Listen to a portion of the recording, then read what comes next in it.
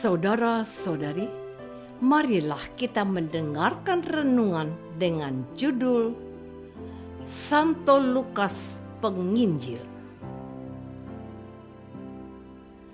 yang berdasarkan pada Injil Lukas bab 10 ayat 2. Katanya kepada mereka, "Tuaian memang banyak, tetapi pekerja sedikit. Karena itu, mintalah kepada Tuan yang empunya tuaian, supaya ia mengirimkan pekerja-pekerja untuk tuaian itu." Dalam nama Bapa dan Putra dan Roh Kudus. Amin. Saudara-saudari terkasih dalam nama Tuhan Yesus Kristus. Dalam pewartaannya hari ini, yaitu pada pesta Santo Lukas Penginjil, gereja mengisahkan tentang Yesus mengutus 70 murid. Kemungkinan besar Lukas adalah salah satu dari antara murid-murid yang diutus Tuhan Yesus. Setidaknya itulah yang ditulis oleh Epifanius dalam bukunya Panurion.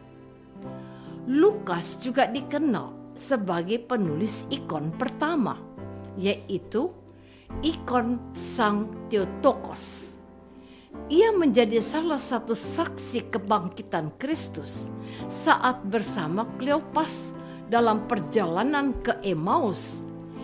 Kisah penampakan ini hanya dapat kita temukan dalam Injil Lukas, sehingga dapat dipastikan bahwa Lukaslah yang mengisahkan pengalamannya tersebut bersama dengan Kleopas.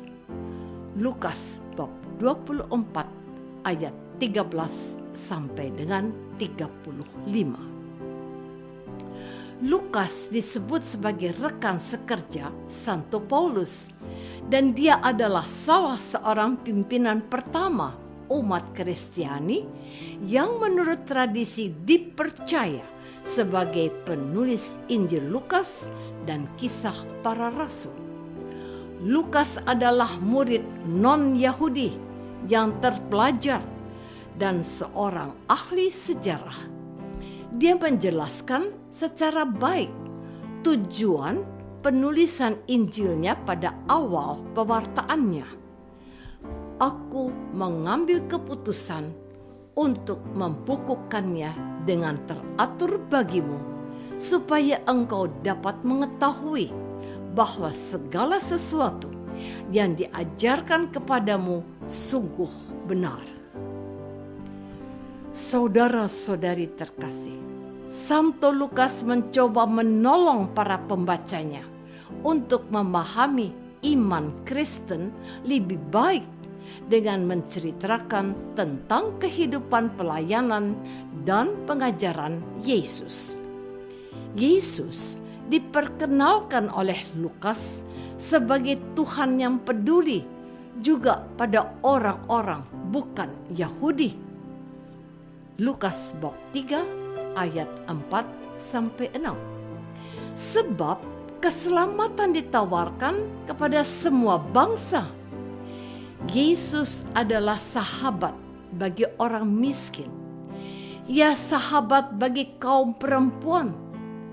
Lukas menampilkan sosok-sosok seperti Maria dan Elizabeth, Marta dan Maria, Maria Magdalena, ibu mertua Petrus, dan juga janda dari Nain. Mereka terlibat dalam karya pelayanan Yesus. Ia disebutkan sebagai sahabat pemungut cukai dan orang berdosa. Dan itulah sebabnya Yesus dikecam sebagai peminum dan pelahap. Lukas bab 5 ayat 27 sampai 32. Dalam Injilnya Lukas memperkenalkan Yesus sebagai nabi, anak Allah, anak Daud dan Mesias, dan akhirnya sebagai Tuhan. Dengan sangat indah, Lukas menampilkan sosok Allah Bapa yang maha murah, maha kasih, dan maha rahim. Hanya Lukas menampilkan sosok Bapa yang baik, orang Samaria yang murah hati, sekalipun bukan orang Yahudi.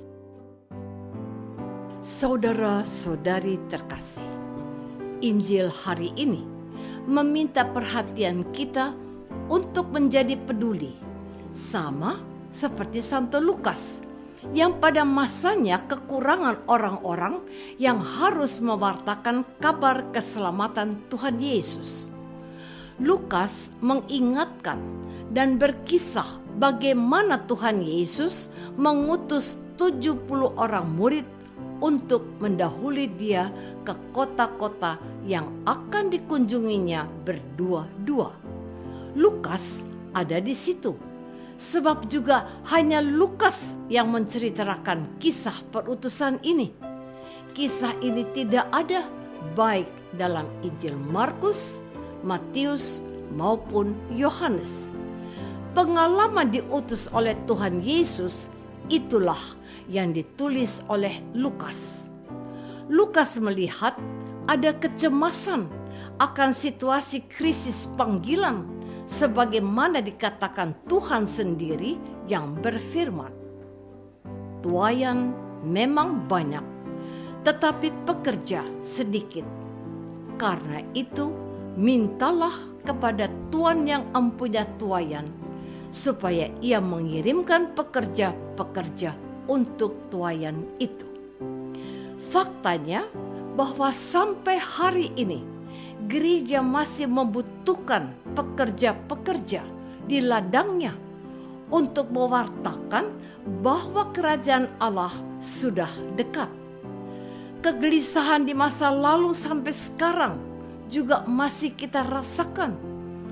Umat bertambah menurut deret ukur, sedang panggilan untuk menjadi imam, biarawan-biarawati bertambah menurut deret hitung. Tuhan membutuhkan lebih banyak orang lagi yang harus terlibat dalam karya pelayanannya.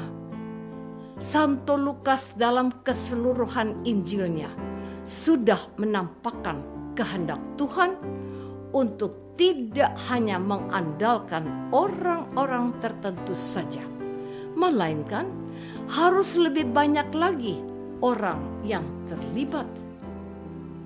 Saudara-saudari terkasih, secara khusus Santo Lukas menyatakan bahwa beberapa wanita terlibat dalam karya pelayanan Yesus. Dia juga memelekkan mata para pendengarnya bahwa keselamatan yang dibawa oleh Yesus bukanlah menjadi monopoli orang Yahudi, tetapi juga bangsa-bangsa lain yang telah menjadi percaya. Mereka bahkan seringkali menjadi garda terdepan dalam mewartakan ajaran-ajaran Yesus.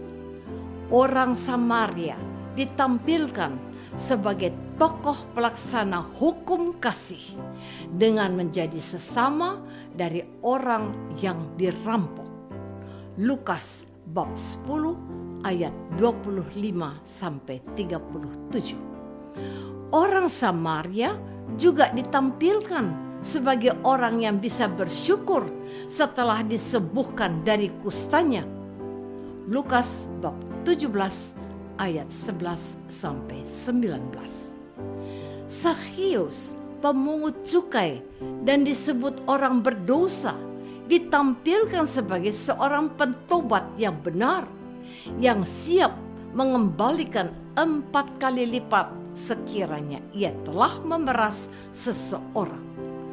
Tugas kita juga dewasa ini untuk terlibat secara aktif dalam karya-karya pelayanan gereja.